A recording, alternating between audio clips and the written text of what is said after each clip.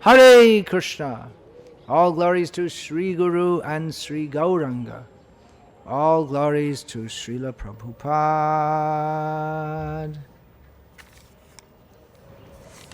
Nama Om Vishnu Padaya Krishna Prishthaya Bhutale Srimate Bhakti Vedanta Swaminiti Namine Namaste Saraswate Deve Gauravani Pracharne Nirvishesha Shunyavadi Paschatya Deshatarne Om Namo Bhagavate Vasudevaya Om Namo Bhagavate Vasudevaya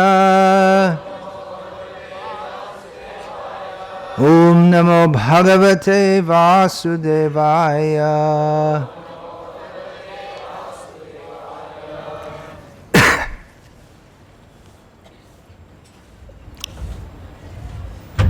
Thank you very much, Haripada Prabhu, and your Dharma Patni or Shakti for kindly being present. Hare Krishna. Srimad Bhagavatam, Canto 11, Chapter 7, Text 46. Translation and commentary by disciples of His Divine Grace Srila A.C. Bhaktivedanta Swami Prabhupada. Kvachit channa, kvachit spashta, upasya shreya ichchatam, bhungte saravatra datrinam, dahan pragutara shubham. Translation: a saintly person, like fire, sometimes appears in a concealed form and at other times reveals himself. For the welfare of the conditioned souls who desire real happiness, a saintly person may accept the worshipable position of spiritual master, and thus, like fire, he burns to ashes all the past and future sinful reactions of his worshippers by mercifully accepting their offerings. Purport: a saintly person prefers to conceal his exalted spiritual position, but to instruct the suffering people of the world, he sometimes reveals his own greatness. This is compared to a fire that sometimes burns unnoticed beneath ashes and sometimes blazes openly. Just as fire devours the ghee and other offerings given by the performers of sacrifice, similarly, a saintly person accepts the praise offered by his conditioned followers, knowing that in fact all praise is meant for the Supreme Lord, Krishna. Although an ordinary person immediately becomes puffed up and foolish when he is praised, such inauspicious tendencies within a saintly person are burned to ashes by his attachment to the absolute truth. In this way, he is just like fire. Om Jnana Timirandhasya Jnananjana Shalakaya Chakshuran Militam Yena Tasmai Shri Gurave Namaha Nama Shrishtham Manamapi Shachiputra Matra Surupam Rupam Tasya Gajamurupurim Mathurim Goshtavatim Radha Kundam Girivaramaho Radhika Madhavasham Prapto Yasya Pratita Kripaya Shri Gurum Tam Natosmi Vandeham Shri Guru Shri Ataf Padakamalam Shri Gurun Vaishnavanscha Shri Rupam Sagrajatam Sahagana Raghunatam Vitam Tam Sajivam Sadvaitam Savadhutam Parijana Sahitam Krishna Chaitanya Devam Shri Radha Krishna Padan Sahagana Lalita Shri Vishakha Vitam. Hare Krishna, Krishna Krishna, Hare Hare, Hare Rama, Rama Rama, Hare Hare. This verse, as already stated, is from the 11th canto of Srimad Bhagavatam. Maybe because Srila Prabhupada did not personally translate this. Just a few verses he translated we'll find appear in the Chaitanya Charitamrita and elsewhere in his commentaries. But maybe because he didn't translate this, it's maybe not given so much importance among our society, ISKCON, followers of Srila Prabhupada. But actually it is of tremendous importance. Of course, the Srimad Bhagavatam itself is the summation of all Shastras. Sarva Vedeti Hasanam Saram Saram Hildahritam.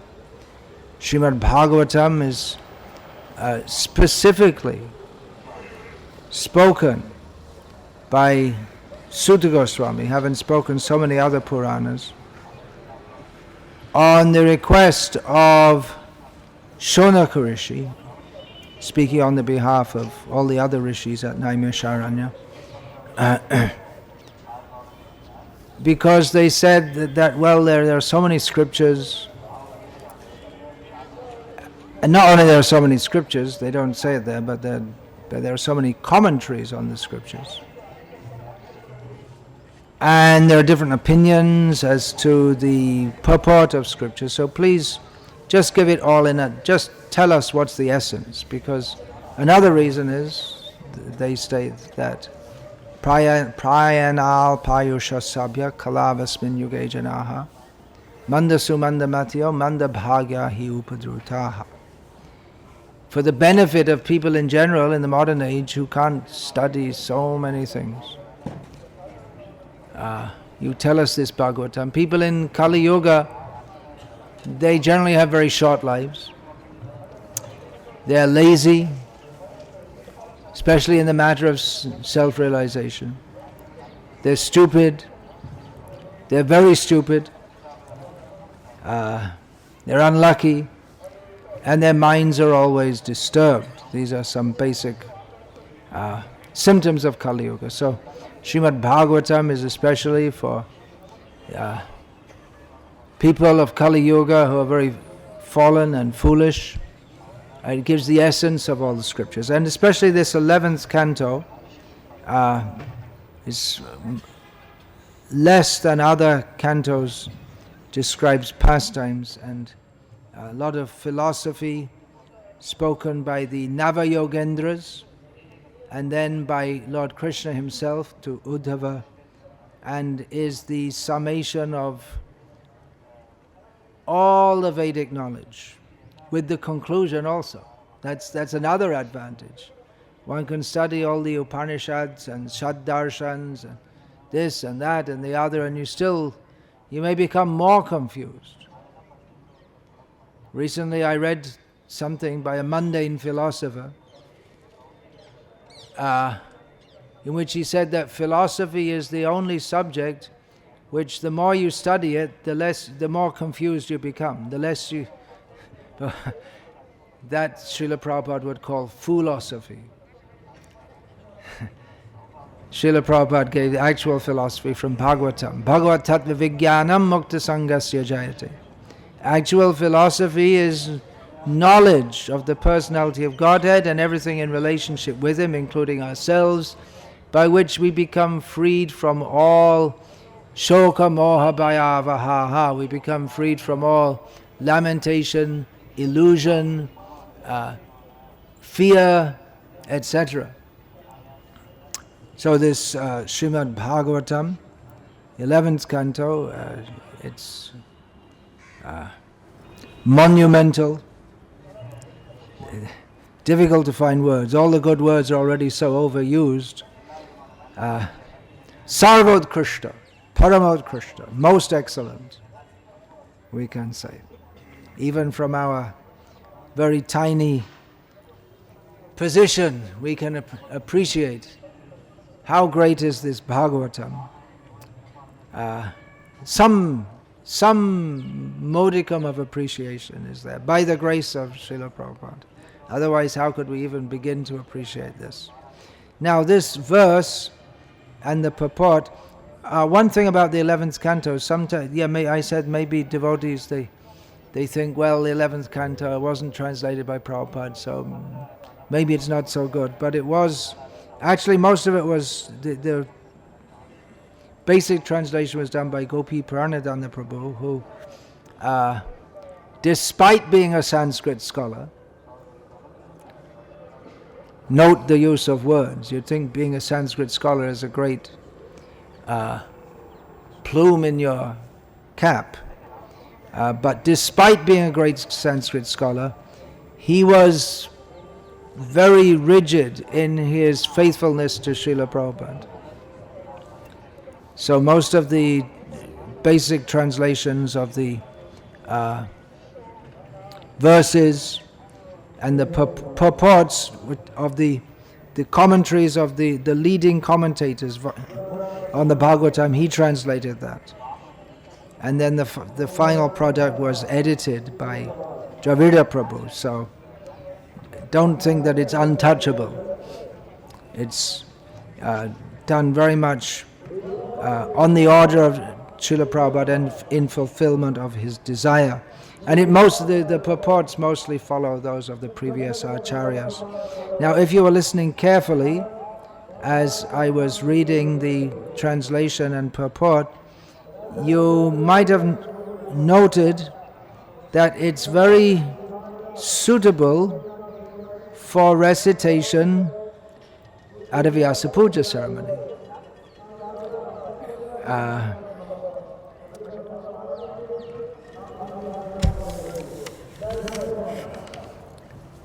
Describing saintly persons. An ordinary person, in the purport, an ordinary person immediately becomes puffed up and foolish when he is praised. But such inauspicious tendencies within a saintly person, even if a saintly person has some such inauspicious tendency, that is burned to ashes by his attachment to the absolute truth. So each year, on this occasion, and intermittently in between, I find myself in this situation where it is my duty to teach the disciples all these things, but at the same time finding myself unqualified for such a description. Chaitanya Mahaprabhu described Trinada Pisunichena Torori Vasahishnuna Amanina Amanadena Kirtaniya Sada Harihi.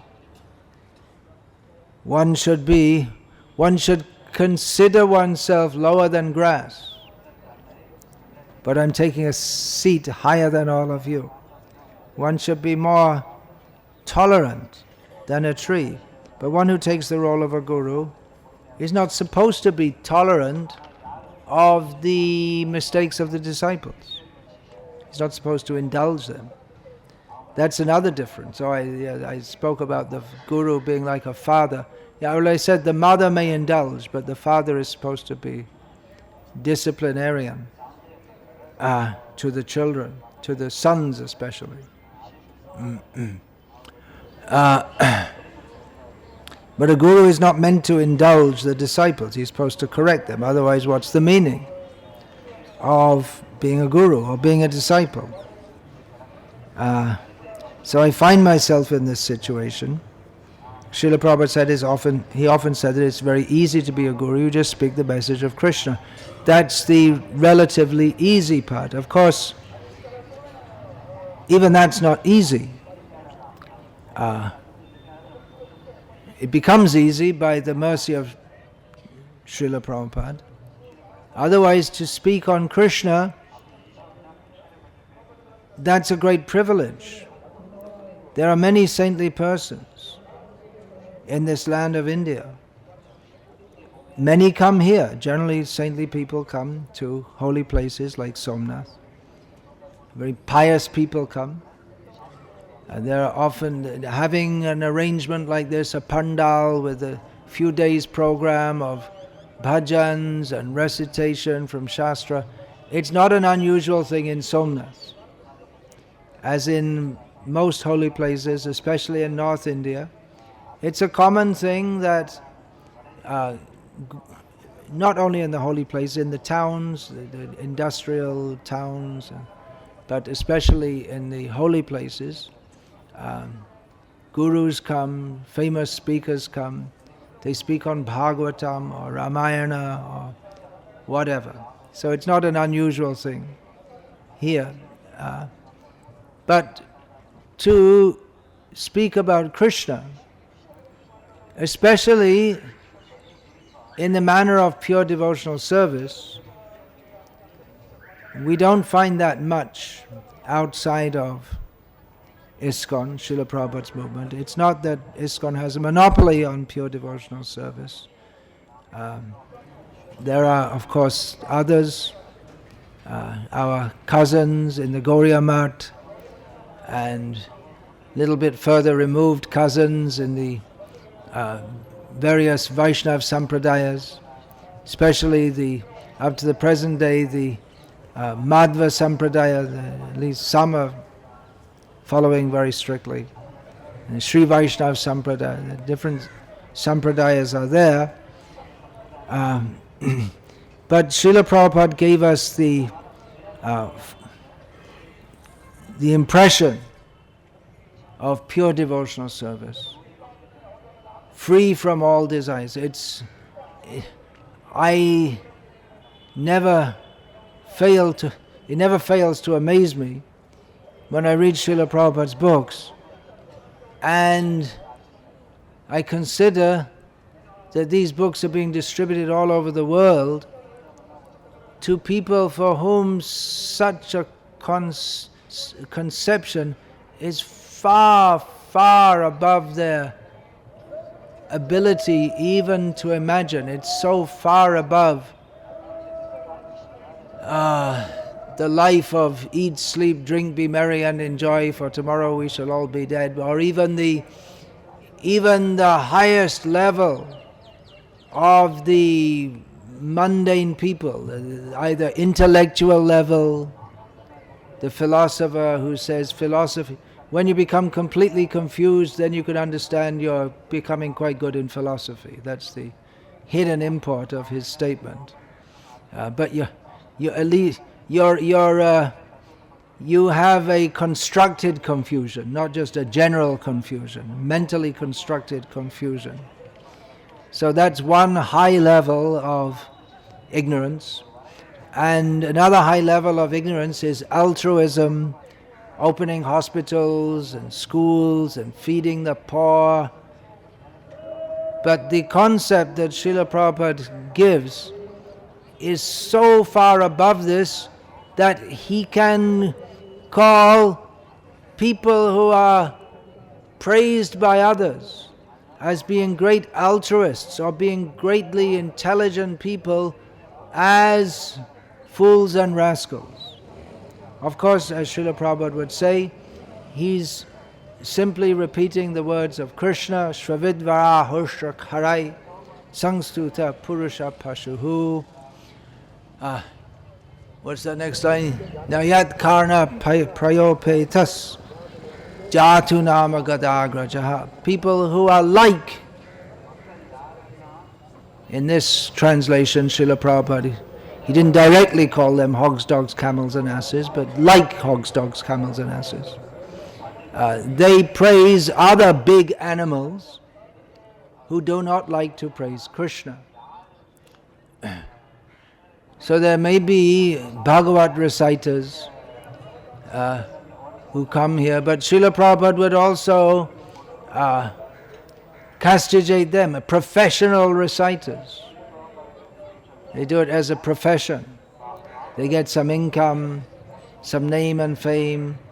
They don't like to, they didn't really get into the spirit that Rupa Goswami gave of being actually a devotee of Krishna, not an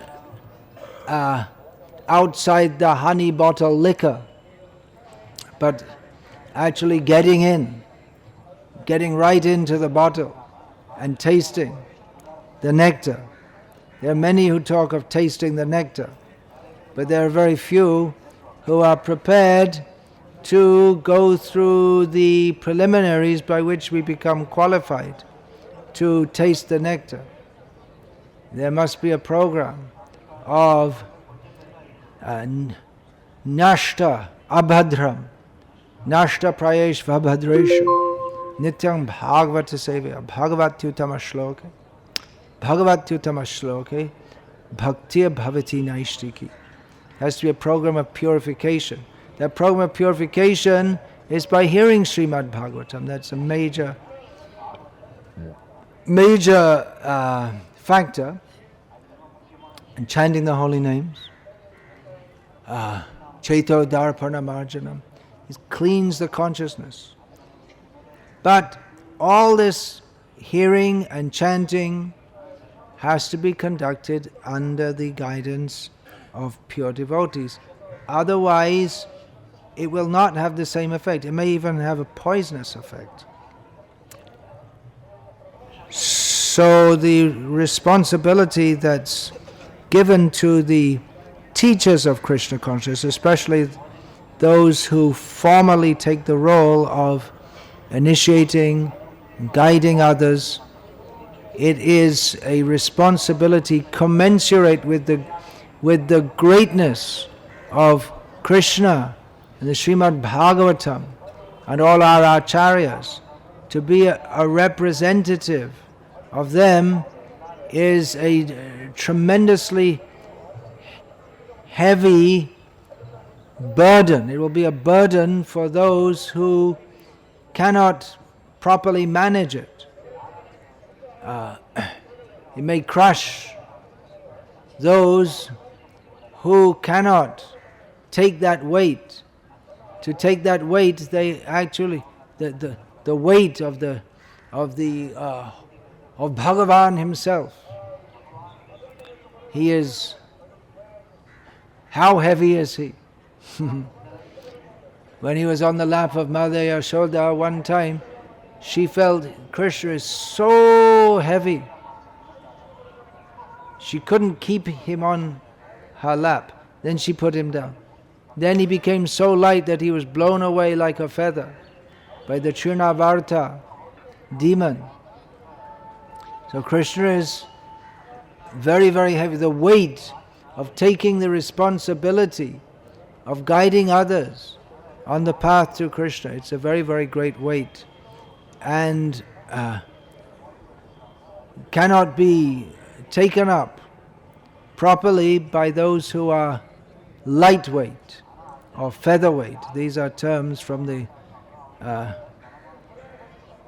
rather demoniac sport of boxing or wrestling, mostly boxing. Of course, in Vedic culture there are also wrestlers also. Krishna himself used to wrestle with his friends. He wasn't a professional. As when Krishna came to the sports arena erected by Kamsa, he was put to fight with Chanura. There was some protest. How can you put this professional heavyweight wrestler with a boy from a village? And Chanura said, no, we know you also wrestle in the village, and you're not just a little boy. We know you know how to kill demons and everything. So Krishna, even though a little boy, don't take him just as a little boy.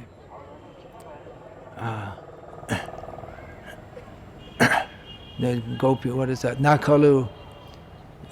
What is that? Nakalu Deviki Nandano Bhavan.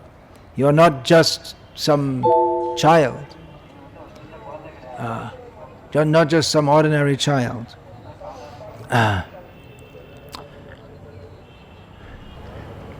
So a very heavy position. It's a very heavy position for anyone. These initiation vows are to be taken. It's a very heavy vow, especially in a world where everyone is going in the opposite direction. Even the pious people They're gradually becoming degraded more and more and more. For instance, up until recently in India, any pious person, they wouldn't eat here and there. They were very careful about who they took food from. They would take from a certified bona fide temple, or they would take from people of their own caste, which was meaningful if one is a Brahmana engaged in the service of the Lord. Then he doesn't want to take food from people whose consciousness is very low. So it's not just this caste consciousness.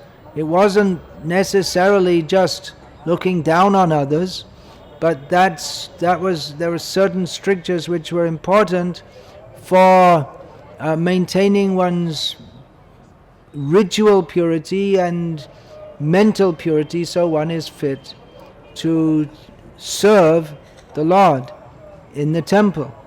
Some brahmanas especially, they wouldn't even accept food from their own wife, because they think a woman is on the level of a Shudra, so they'd only cook for themselves.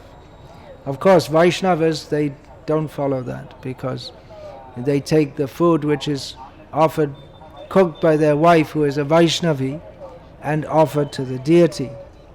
But strictness in eating, but nowadays hardly anyone follows that. Very rare to find anyone who is restricted in their eating.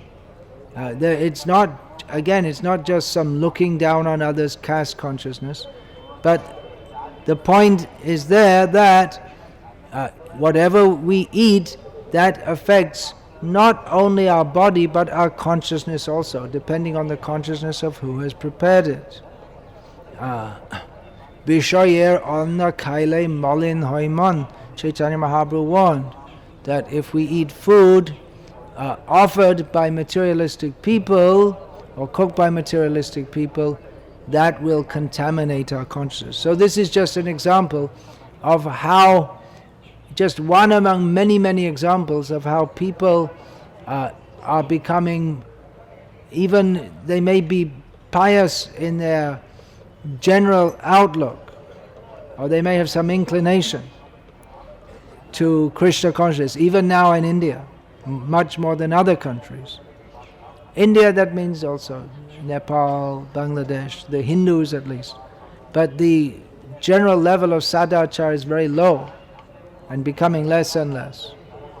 So to take even the initiation vows, it means one has to be prepared to accept many difficulties. People will get on your case. Why don't you eat with us? Who do you think you are? Some great person? For instance, that will come up, and then one has to rise early, daily, chant the holy names, find time for that. Then not watching, we have 4 regulative principles. Chaitanya Mahaprabhu, when he was asked what is the behavior of a Vaishnava, he said, Asat Sangha Tyag E Vaishnava Cha. The principle, or the first thing that Chaitanya Mahaprabhu said, is that a devotee of Krishna gives up the association of non-devotees. So that means in the form of so many, especially this television, and now there's the internet and so many things. Living in this world, preaching in this world, we may have to interact with this world. But again, Rupa Goswami warns not to interact with this world any more than necessary. So a devotee has to be a heavy, or in other words, very strong-minded person, not to be carried away by the waves of Maya, and more so those who accept the responsibility of initiating others, because they have to be ideal in their example amid all the turbulences of this material world. We cannot expect a very easygoing or comfortable life if we are to actually preach Krishna consciousness. To preach Krishna consciousness is more or less to declare war on the illusory energy. So she is very powerful. She has a three-pronged trident. The three prongs represent the three modes of material nature, the three-fold miseries, adhyatmic, adhibhotik, adhidaivik, in their various threes by which she prongs or stabs the conditioned souls. But by taking shelter of Triyadhish, that is the name for Krishna, we find in the Bhagavatam, he is the Lord of all threes. So there are other threes also. There are his principal abodes, Vrindavan, Mathura, Dwaraka. There are three levels of devotees. So there are various categories of threes. By taking shelter of Krishna, one can be freed from Maya. So taking shelter of Krishna means to take shelter of Guru and those who are assuming the responsibility of guiding others, even knowing that the descriptions in Shastra of the great devotees are at best partially applicable to themselves, inasmuch as they're trying to follow in the footsteps of the great devotees. But they may properly represent the previous acharyas by the formula which we receive from them. Ashraya loya bhaje, Krishna tare nahi taje, ashab mare akaran. If we actually take shelter of Krishna, then Krishna will not reject us. He will look after us. Then by His grace, we transcend the category of ordinary people who just live and die meaninglessly. But taking shelter of Krishna means we have to become humble. Trinadapi sunichena. Humility in the material sense is generally considered some kind of ploy by which one gets battered less. In this material world, people are nasty to each other. So some people may take as a ploy becoming apparently humble. Then if you're not noticed, you don't stick up, you don't protest, then you hope that you may be overlooked and not punished so severely. Just like if there's a terrorist attack, some group of people come in brandishing and firing machine guns. If you try to stop them, you're more likely to get killed. But if you lie on the ground and pretend you're dead, then you have a good chance of not being shot. Or there's some narration, what is that? I just don't remember that. Oh, there were hunters, just some hunters for sport. There are such things people do for sport. There's such a nasty thing. They consider it pleasure. They keep some birds in a cage, then they release the birds, and as the birds are flying away, they shoot them. That's their sport.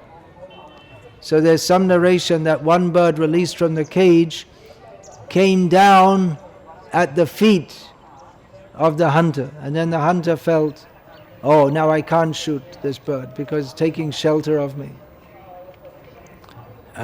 So one may become humble in that way to save one's own skin or feathers, as the case may be. But that's not the sum total of humility. That one is humble because one feels it is in one's best material self-interest.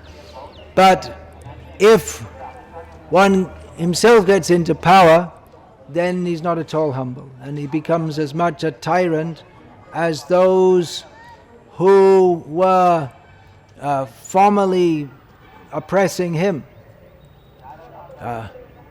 We find that the people who are very interested in justice and fair play, they're usually the ones who are in the oppressed section of society. And then if they themselves get up to the ruling class, then they become less interested in justice and fair play and equal facilities for all.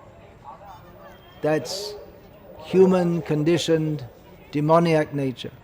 So actual humility means to take shelter of Krishna via the parampara system without any motive to use Krishna's mercy upon one to elevate oneself materially in any way whatsoever. Rather, one should accept the mercy of Krishna, that I can actually become humble, more and more humble. Bhaktivinoda Thakur prays like that. Gurudev, Kripa Bindu Diya Karo E Dase Trina Peka Otihin. He's not going to the Guru and yes, give me your mercy so that I can become big. But he's give me your mercy so that I can become very small. That is our constitutional position, to be small. When we recognize that we're small, then by Krishna's grace we become great. But if we think, oh, that's the way to become great, okay, let me be humble and small, and then people will notice, and then I'll be recognized as a great Vaishnava. But that doesn't work, because Krishna, he's in our heart, and he doesn't allow cheating. He won't indulge others in cheating, or he might do. He might award someone the recognition which is due to great Vaishnavas, but those who are actual great Vaishnavas, they won't be attracted to those who are simply making a show of being a Vaishnava. There may be so many upper sampradayas in which they praise their gurus as being great gurus, but those who are genuine Vaishnavas, they won't be attracted to that. Krishna may give name, fame and glory to someone who wants that, but he won't give pure love of Krishna, neither to the so-called guru nor to the disciples. So Bhaktivinoda Thakur sings further, Shakala Shahane, Bala Diya Karo, Nijamane Sprihahin. It's very simple language, but this prayer is worth praying. Give me the strength to tolerate everything and to be free from all material desires. People come to sadhus, or they go to temples or churches or whatever, and they pray, please solve my backache problem or something like this. No insult to those who have backache problems, but it's common in the modern age. But it's such a small, petty thing. To someone who has that backache, it can seem overwhelming. The pain, the discomfort, the inconvenience, it may take over, you may feel it's dominating your life. But one who has got actual, realized spiritual knowledge knows that it's nothing actually to do with me. It's just some inconvenience presented by Maya. So one who has got the mercy of Guru and Krishna, he can live like this. Becomes a great personality. One becomes a great personality not by becoming a very fit sportsman who can win the Olympic race, but by nor either by neglecting the body so that it becomes racked with myriad diseases, but just living in this world, accepting whatever the world will throw at us, and keeping faith in Krishna. Shakale shaman, karite shakati, deho nata jata jata. Bhaktivinoda Thakur prays for the strength to respect everyone according to their position. It's not that. Although Srila Prabhupada sometimes says that a Vaishnava offers respect to all living entities. It's not that we go bowing down to the ants and the flies, but we do respect their, what in modern parlance we would call the right to life. We do respect that they're jivas, they're not simply some conglomeration of matter which is fit to be squashed. So respect is there. One should learn how to respect according to the level. Now that's a very great trait also, to be able to respect others. Because in this material world our tendency is not to do so, or to respect the wrong people. We respect all kinds of foolish people who are cheating us. The more people cheat us, the more we respect them. So one should know who is to be respected. Srila Bhaktisiddhanta Saraswati Thakur, he reinstituted within the Vaishnava Sampradaya the offering of sannyas to qualified disciples. Now one reason for that is that then others would respect them. This is the reason Chaitanya Mahaprabhu accepted sannyas. He had no reason to accept sannyas. He's already the Supreme Personality of Godhead. It's a much bigger position than being a sannyasi. But people didn't recognize that he's the Supreme Personality of Godhead. Of course, he was hiding that. But he wanted to give the message of Krishna. But people thought, well, he's just an ordinary person. So he accepted sannyas, so that others would respect him, so that they would take his they could at least begin to take his message seriously. So Bhaktisiddhanta Saraswati Thakur personally took sannyas, and he offered that to others also, just so that people would offer respect to and take at least somewhat seriously those who have accepted that order of life. The one who's in that position, sannyasi, is supposed to be the guru of all varnas and ashrams. So it's a very exalted position, but he must know how to offer respect to all others. He must himself, to accept sannyas actually as a Vaishnava, he should himself be sarvopadhi vinir muktam tatparatvena nirmalam rishikena hrishikesha sevanam bhakti ruchati. He must be fixed on the platform of service to the Supreme Personality of Godhead without seeing in terms of mundane designations. So although the acceptance of sannyas is a function within Varnashram, which is within the scope of this material existence, a Vaishnava on the order of his guru may do so for the sake of uplifting persons who are completely stuck in mundane designations and can't begin to imagine anything else. So one accepts that mundane designation in order to uplift others beyond all material designations, not to themselves become puffed up with their material designation of being a sannyasi. So these things are possible. Being humble, being free from the desire, from respect and honor, being ready to offer respect to all others, and chanting the holy names. One can chant the holy names, but one must also cultivate this sense of humility, especially as those who are taking the burden, the heavy burden of preaching Krishna consciousness, guiding others. They must become humble in the true sense. The true sense means to understand I'm simply a servant of Krishna and his servants. They must accept that humility.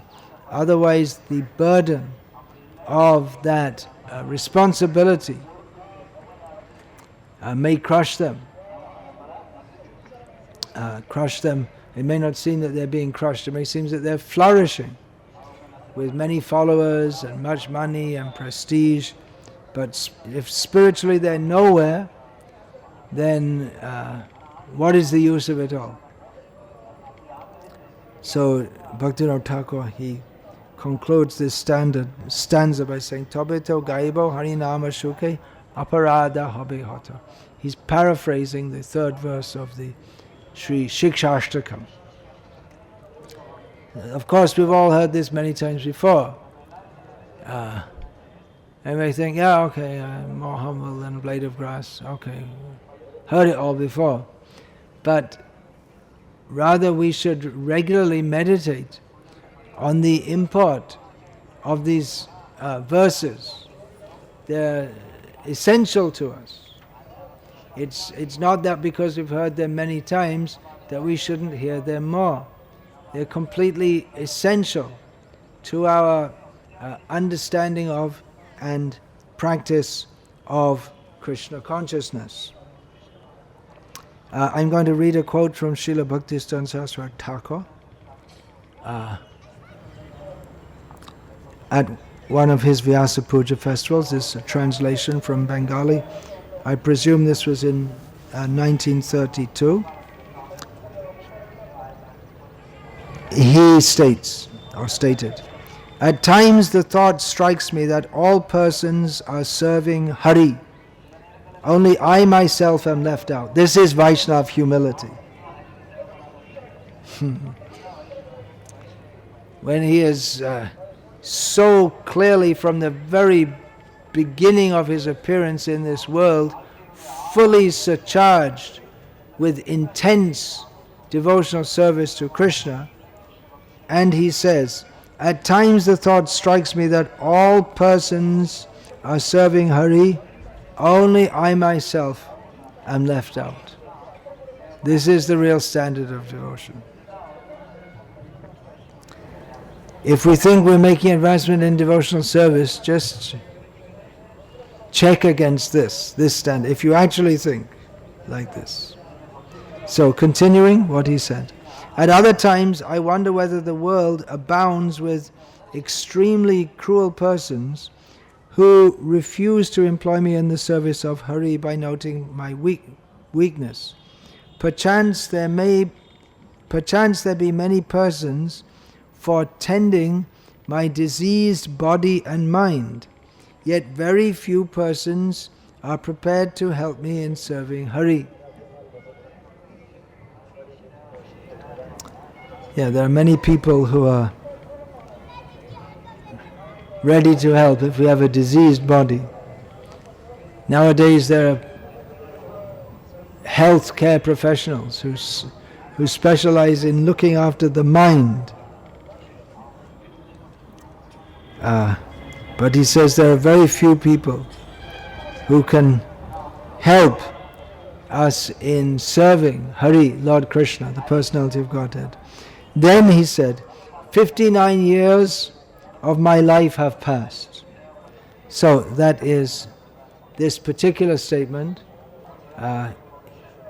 pertains to myself at the present time also. He continued, numberless persons have blessed me, desiring that I may live my full 60 summers in this world. So, Chirayu Bhava, the blessing to the child. May you live long. So if you can live to 60, that's considered a milestone. But, he said, continuing Bhaktisiddhanta Saraswati, what he said, but I have not been able to serve Hari. Had I served Hari, many persons of this world would have been in a position to reciprocate, and therefore might have helped me to be happy.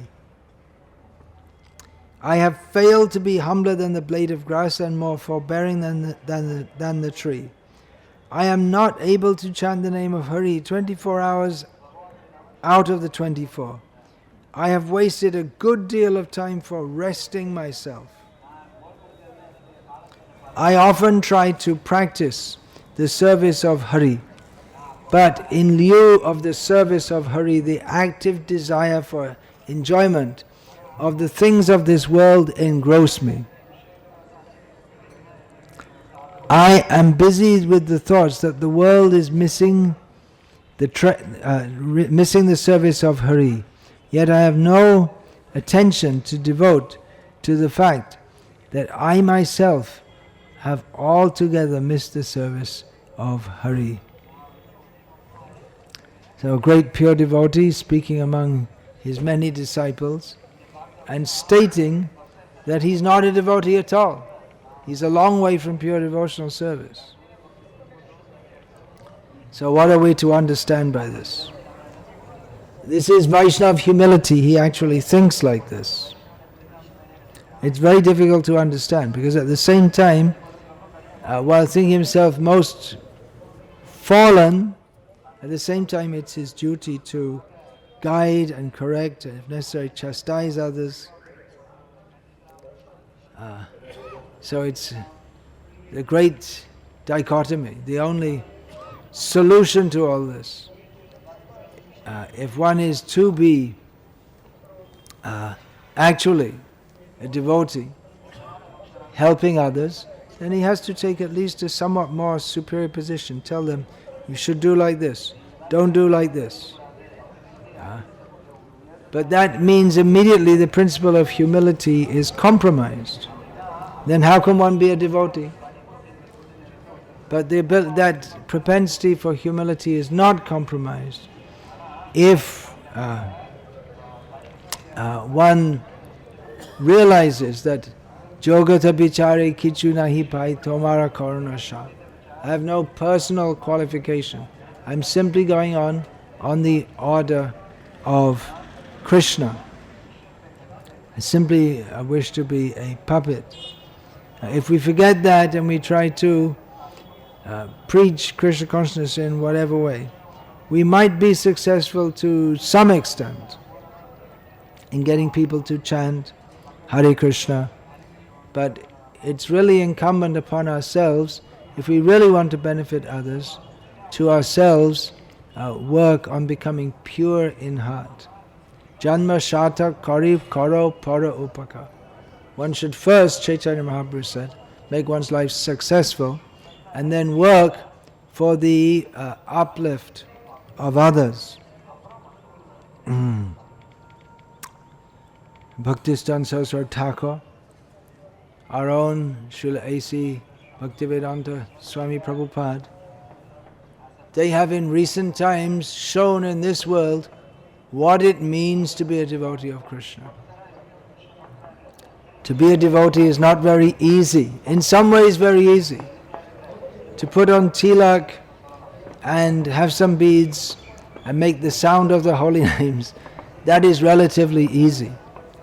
But to actually surrender to Krishna fully, that requires great determination and great mercy from Krishna, that he will agree to help us. So in this festival, it's meant for the glorification of the spiritual master. It's a very grand festival being organized every year. It's getting bigger and bigger every year. I can simply request all of you, in the last couple of years I've been speaking about some of the causes of discontent of myself, about some of my disciples. So I must state that I'm very happy to be. There may be some difficult cases, this, that, some make mistakes, this, that, but I'm basically very happy and feel myself blessed by Krishna to have so many nice disciples. Recently I read one of my godbrothers from England. We in the 1970s, when I joined the movement, so many times I was on the Sankirtan parties. That means the going out in the streets, mostly of London and chanting the holy names of Krishna. So I read a very nice statement of his that he prays that when it comes time for him to leave this world, he prays that he may do so on the Sankirtan party, the Harinam party with all the devotees. I was just thinking yesterday that, well, it's not really, Krishna can take us any time, and but it's not really time. I have various services to do. Of course, yeah, Krishna may take us any time. I can't say that, well, I have this service to do, that Krishna can take us any time. But if I have to go, of course I have to go.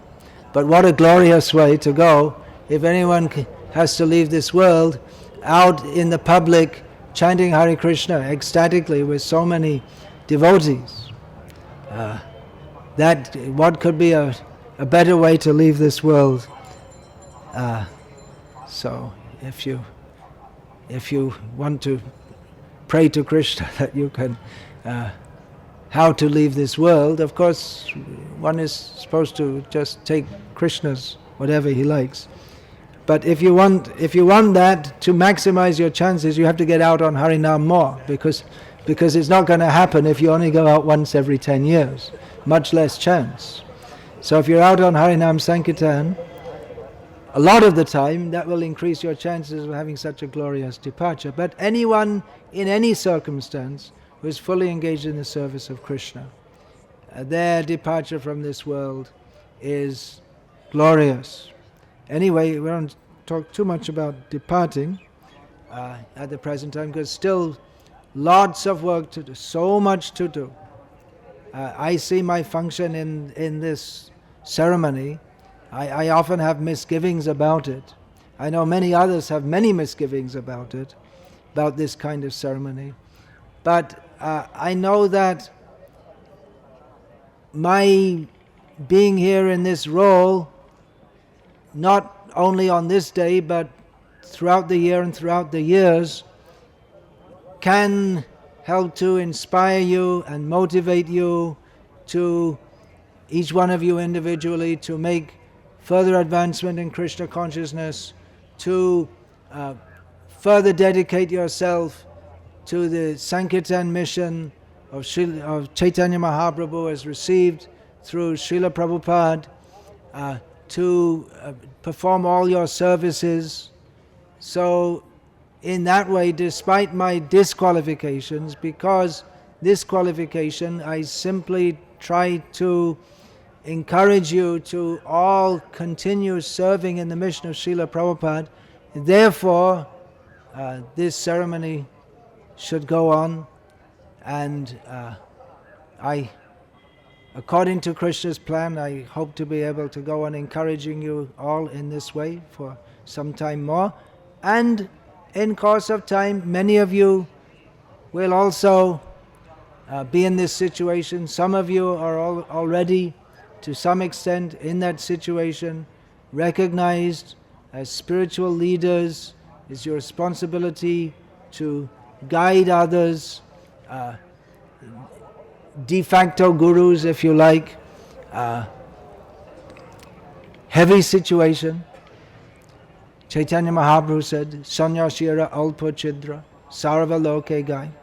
The slight fault of a sannyasi is broadcast everywhere, by everyone. So it puts one in a position of great responsibility, but seeing the opportunity to encourage others, see others come up, to see disciples develop and themselves become mature, responsible, dedicated devotees, relishing the taste of the holy name, Srimad Bhagavata Saratam Ashvada Rasikaisaha, relishing the topics of Srimad Bhagavatam and actually becoming devotees. So that, seeing that is very pleasing. It's worth going through all the... Of course, I shouldn't think, do I like to do this or do I not like to do this? Do I like to be a guru, not be a guru? It's a service. There's no question of liking it or disliking it. It's a service that we have to perform. But still, despite the various difficulties and sometimes disappointments of disciples who we expect to act on a better level but don't, but still seeing those devotees who are coming up, going up, helping others to come up, actually relishing Krishna consciousness, that is very gratifying.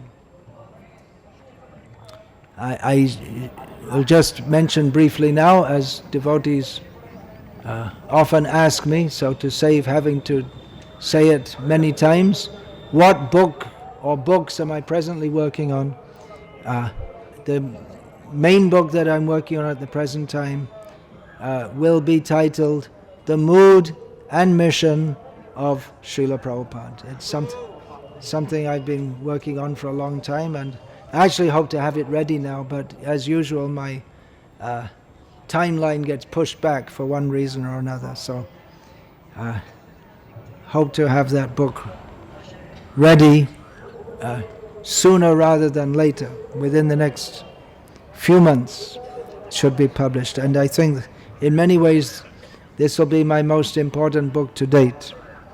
So Hare Krishna, thank you all very much for coming, organizing this, engaging in various services, arranging accommodations, cooking, serving, rangoli, chanting Hare Krishna throughout the year, distributing books, chanting the holy names, looking after your children in Krishna consciousness. Thank you, thank you, thank you. Hare Krishna. And thank you Haripada Prabhu and Mataji for coming. Hare Krishna.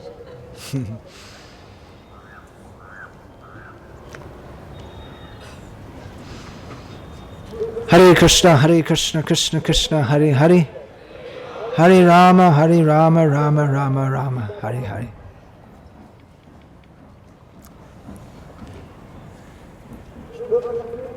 So please excuse me, I have still many beads to chant on for tomorrow. Bags of beads.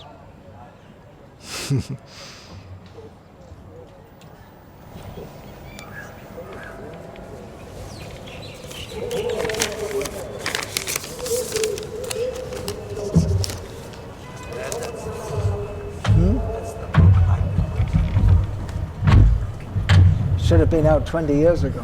Things might have been better. It's always too late. Oh, Jai, Hare Krishna.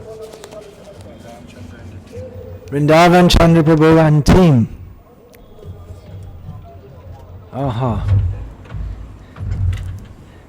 Well, yesterday I said my latest book is Women Masters and Mothers. That's no longer true, because there's another one. It's Lekha Mala, a garland of writings. This is a compilation of various writings by myself over the years, which have not been published within a book. Then this is Bharatiya Yuva Kanang Sandesh. That's the message. No, it's not Gujarati, it's Marathi. Message to the youth of India with youthful Dwarkadish on the cover. Oh, first time. This is Hindi. Vangshidas Babaji. Sri Vangshidas Babaji. Hindi mein upalabdh hai. Pahli baar. Then only available in packs of 5.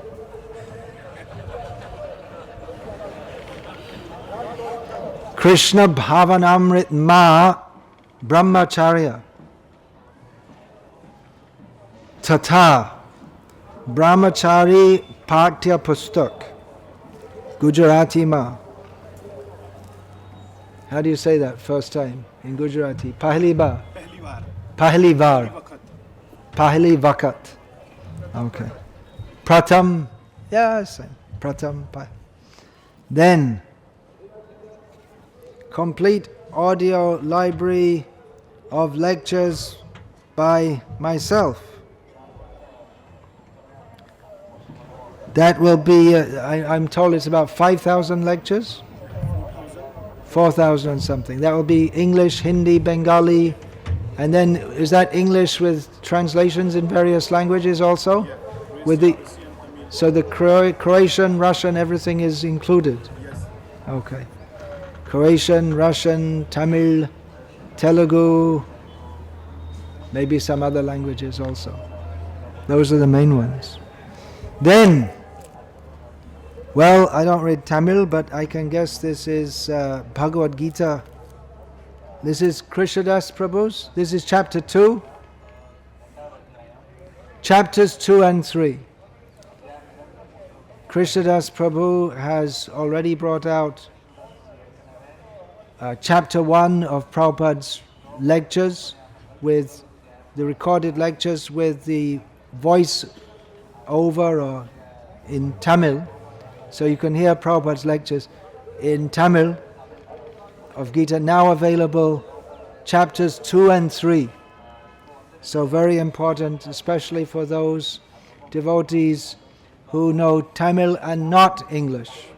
And there's many of them present here now. And for the first time, oops, I won't even attempt, even if you tell me in Tamil, I won't attempt to say it. It's Who is Supreme by Gokul Chandra Prabhu in Tamil. Translated by Krishna Das also. So this is the power of devotional service. Krishna Das joined and didn't know any English, and now he's translating Prabhupada's mercy. Jai, Hare Krishna.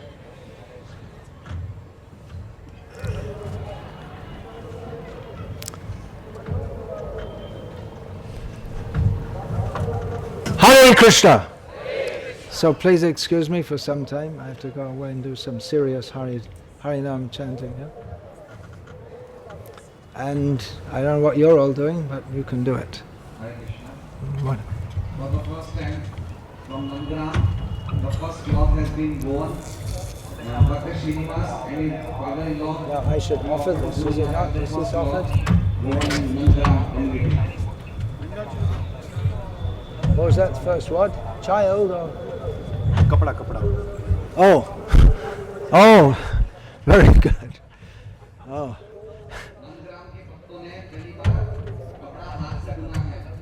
So let's offer this to Prabhupada. First we will offer to Maharaja, will offer to Sri Prabhupada. Jai. And the books also? Which books are to be offered? All of them. Okay. So Gokul Chandra and Krishnadas, you should also come. Offer your books to Prabhupada.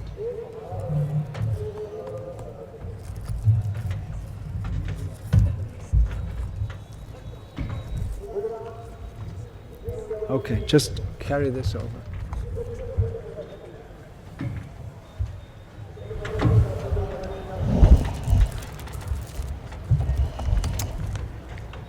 Srila Prabhupada, he wrote the conclusion to the Chaitanya Charitamrita, concluding words when he'd finished the translation.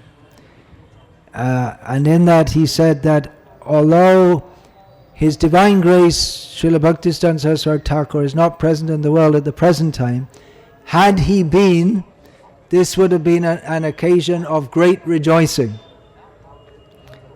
In other words, and he started his Chaitanya Charitamrita commentary with invoking the blessings, following Krishnadas Kaviraj Goswami, of his Guru and all the Gurus. And he concluded it by saying that this, certainly my spiritual master, although he's not present here, he would be greatly pleased with this.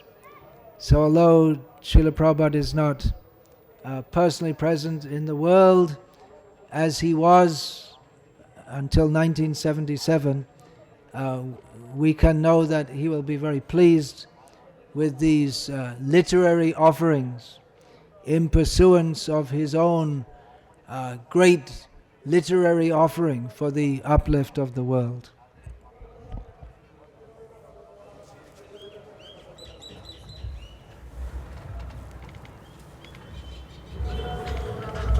And he'd be very pleased with cloth made by our devotees on the farms also. That's what he wanted. One of the aspects of the communities, he wanted devotees should weave their own cloth.